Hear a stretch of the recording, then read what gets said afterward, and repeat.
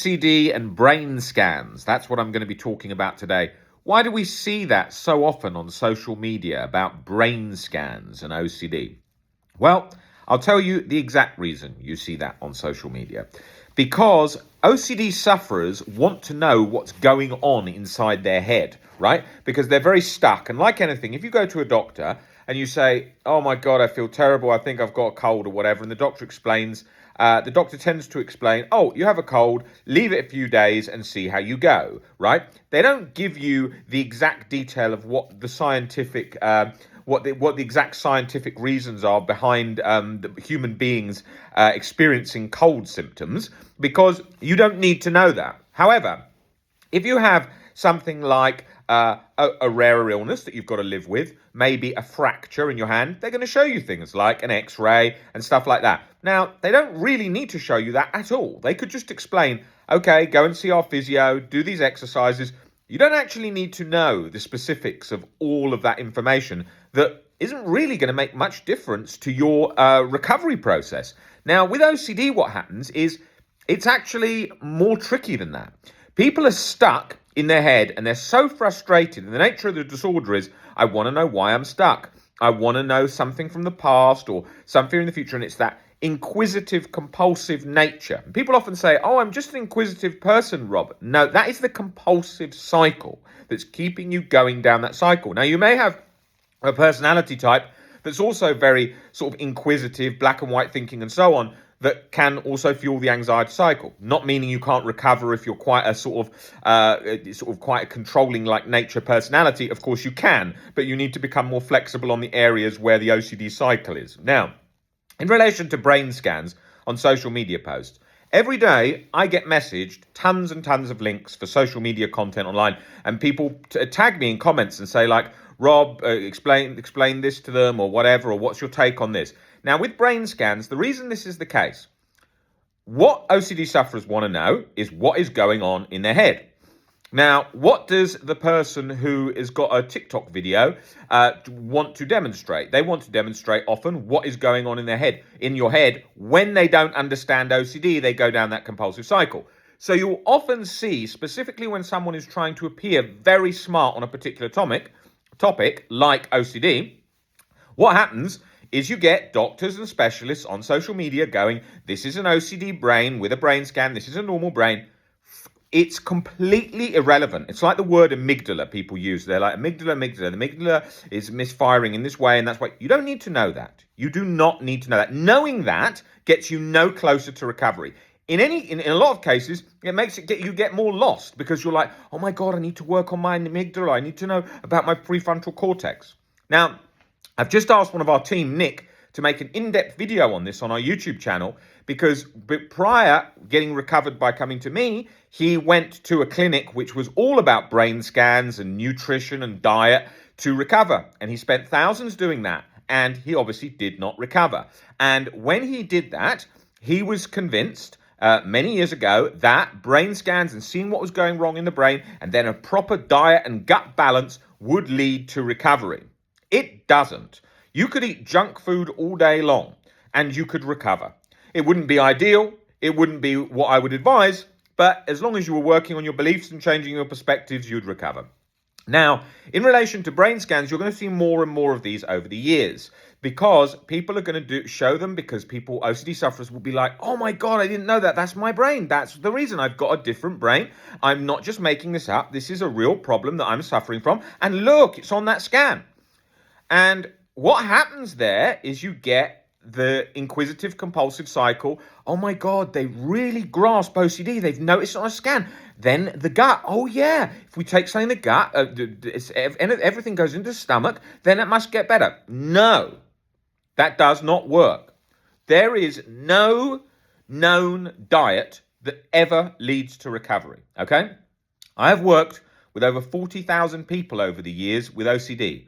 I've probably worked with more people alongside the team alongside this team in the last 6 or 7 years than I imagine anywhere, right? Maybe one other place to have seen that many people with OCD. And if I look at that journey and I look back and I think about it, Have I ever seen anyone make significant improvement with diet? Ever? No, I haven't. The only times I've seen somebody notice some improvement with diet is when they became utterly convinced that diet had calmed them down for a short period of time before OCD morphing, latching, and getting them caught again. Okay? That's the only time. That's the only time I've ever seen it, right? And that was just a brief fluke temporarily that did not lead to long-term recovery. And brain scans, I have never seen anyone who's like, oh, that was a significant step in my recovery journey. It isn't. If you put somebody in the MRI scan who wasn't triggered, right? What would the scan show? I'm not even sure it would show an OCD brain like the scan, right? They're putting people in there who are triggered, experiencing chronic anxiety. And it wouldn't even matter if there were. It's still irrelevant information. And you can always tell by the people showing the scans how limited their knowledge of OCD is.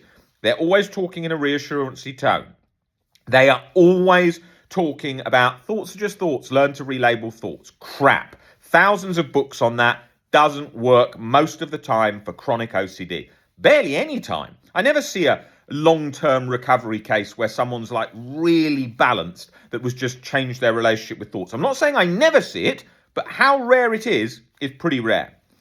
Then, when I think of somebody going in who's really stuck with chronic severe OCD, and they just go in and they're like, where shall I start on my journey? Let's look at brain scans. No, let's not. That is the most irrelevant thing at that point in time. You want to get straight into the crisis. Why are they thinking the way they are doing that? What perspectives are keeping them locked in a chronic guilt and anxiety cycle? And then get straight in there and start breaking that down. I have to do that in the beginning, in the first session, because I don't know what state that person could be feeling right now, how desperate they could be. That person in that first session may have gone to about 50 therapists before, 20 specialists before, been in 2 specialist centers. They may be basing this one session on the future of all their ideas of OCD help for the rest of their life. So I've got to get to work and show them, look, I really know what I'm talking about here, and you really can recover.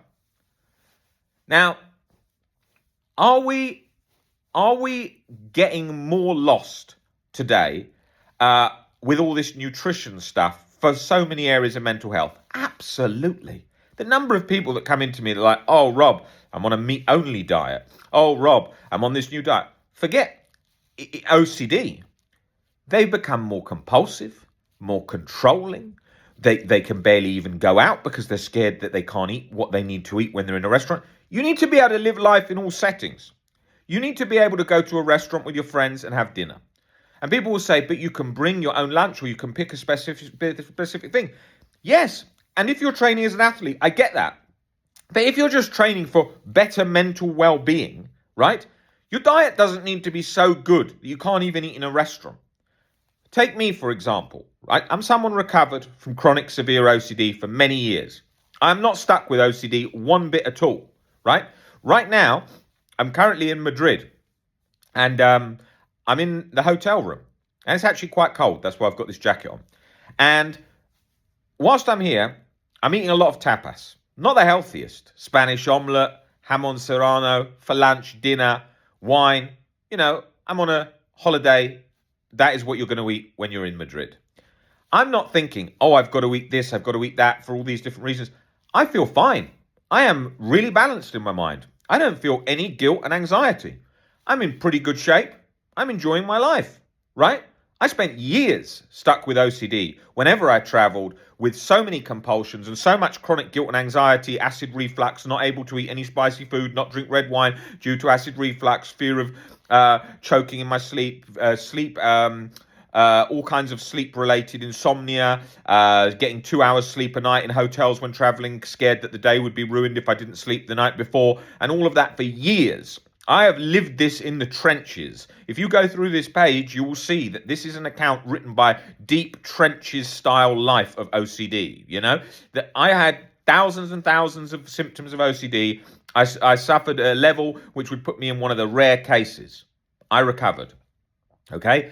Chronic guilt, false memory, real event for years, okay?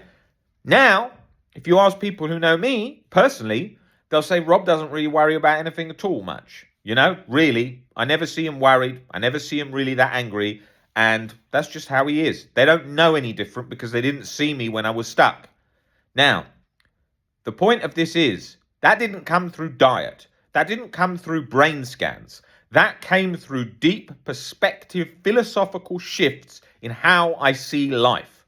And when I did that, that changed my internal emotional state, so I am no longer chronically guilty and chronically anxious. I used to have physical symptoms all day, every day. The second I woke up, felt like a train had hit me with anxiety, palpitations, sweating, boiling hot, just tight, restricted chest, shortness of breath, brain fog, every symptom you could imagine. I recovered. I didn't do this through some magic trick. I did this through persistence, hard work, and practice to change the perspectives that were keeping me in a chronic anxious state. And that then got me back to a baseline of inner peace, which I was in before chronic OCD latched. All right, it's mostly genetic, most likely genetic. And for years and years, you could probably trace all the different OCD things I had even as a kid. But most of the time as a kid, I had baseline inner peace. And that's where I am now. And that came through persistence, practice, and time. You can recover. You can do it. And you can get your life back. And it's not rocket science, but it's going to take persistence, practice, and time. And we are there to help you through that journey. And that's what we love doing, working through that so we can see other people getting back their life, as did I, and so did the team. So you don't have to experience life through that chronic guilt, chronic anxiety, vice-like grip in your head and stomach all the time. And on our YouTube channel as well, there's 3,200 videos, more content produced every week by about 10x of any other OCD social media account. And we do that on there, all free, that content, because we know that getting that information out is the most important thing in changing OCD awareness worldwide. And it covers all different topics on there, everything to do with OCD. But obviously, in our one-to-one sessions, we customize it and get specifically into your core fears and look at why you're stuck so that we're in the corner behind you, getting you step by step better. And we look forward to doing that. And it doesn't matter how long you've been stuck, how many years or how severely, you've just got to put in the work.